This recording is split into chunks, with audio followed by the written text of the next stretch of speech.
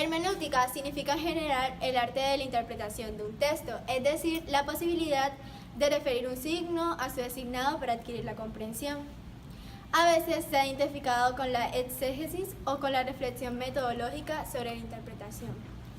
Actualmente este término designa una teoría filosófica general de la interpretación. Como tal, al hablar de hermenéutica no es correcto presuponer algún autor o corriente determinados, a partir del cual o de la cual comenzó el movimiento hermenéutico, sino un conjunto de autores y corrientes que en común comparten su oposición a los presupuestos básicos del positivismo y buscan alternativas metodológicas y epistemológicas por la vía de la interpretación y la comprensión. Los debates propios de la tradición hermenéutica comenzaron en relación con la interpretación de textos antiguos, que requerían la reconstrucción de todos sus pretextos y contextos. Ello implicó el desarrollo de métodos y técnicas de interpretación que luego se aplicaron a las ciencias sociales, como contrapeso a las limitaciones de la visión positivista, al parecer muy estrecha para las ciencias sociales. Sin embargo, por más desarrollo que han tenido las perspectivas hermenéuticas, el debate epistemológico sobre las ciencias difícilmente se ha resuelto frente a la tradición positivista, pues lo que en un sentido se gana en cuanto a la comprensión de la complejidad del texto social, en otro sentido se pierde en cuanto a la capacidad de análisis preciso de aspectos y variables. Historia de la hermenéutica. En el Político de Platón, el adjetivo hermenéutica se refiere a la técnica de interpretación de los oráculos o signos divinos ocultos, pero en Aristóteles pierde este sentido de interpretación de lo sagrado. En Peri sobre qué significa sobre la interpretación, Aristóteles analiza la relación entre los signos lingüísticos y los pensamientos y la relación de los pensamientos con las cosas.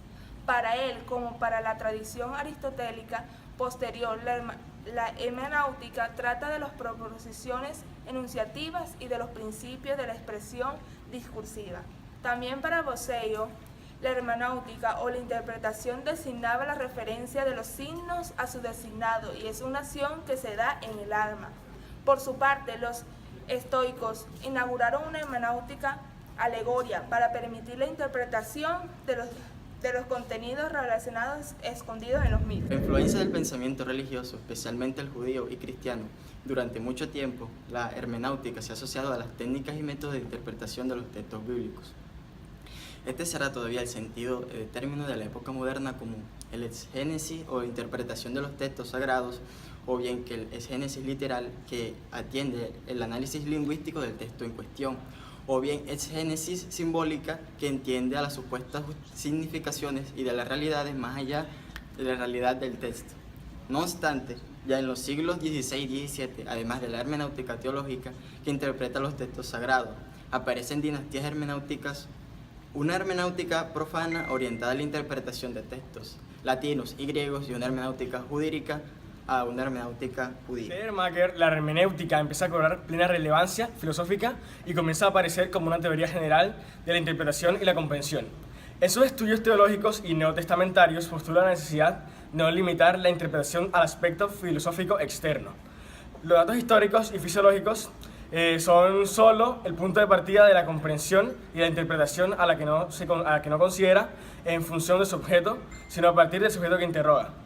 Con ello se acerca el enfoque trascendental kantiano y opera un giro copernicano en la hermenéutica, que entenderá fundamentalmente como una reconstrucción de la génesis del texto en el cual el intérprete o sujeto que interroga debe identificarse con el autor. Esta versión subjetivista y psicologista de la hermenéutica influirá sobre Dilthey y la corriente historistica, que inician la hermenéutica filosófica del siglo XX. Para Dilthey, también los datos textuales e históricos y biográficos son previos al proceso de acercamiento a una realidad que se quiere comprender, y para comprender es necesario articular los datos en una unidad de sentido. Gadamer, en su obra fundamental Verdad y Método, desarrolla las líneas abiertas por Heidegger hacia la plena relación entre la hermenéutica y el lenguaje, y estudia el proceso del círculo hermenéutico desde una rehabilitación de las nociones de prejuicio y de tradición. Pero la comprensión, a diferencia de lo que había sustentado Schleiermacher, no debe de pretender que el intérprete ocupe el lugar del autor, sino que debe entenderse como una fusión de horizontes históricos.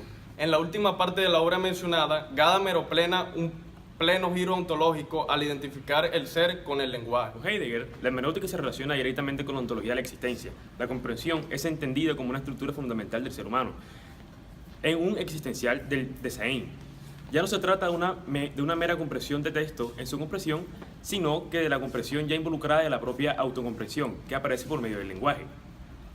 Así, la hermenéutica no es una forma particular de conocimiento, sino lo que hace posible cualquier forma de conocimiento. Muchas gracias. Gower, que junto con Gadamer es uno de los autores más relevantes de la hermenéutica contemporánea, el objetivo de esta disciplina es que debe perseguir e identificar el ser del yo, de un yo que no puede reducirse a simplemente el sujeto del conocimiento, sino que está abierto a muchas otras experiencias. En el proceso de la interpretación se muestra que el yo, que es objeto, debe estar mediatizado por signos y símbolos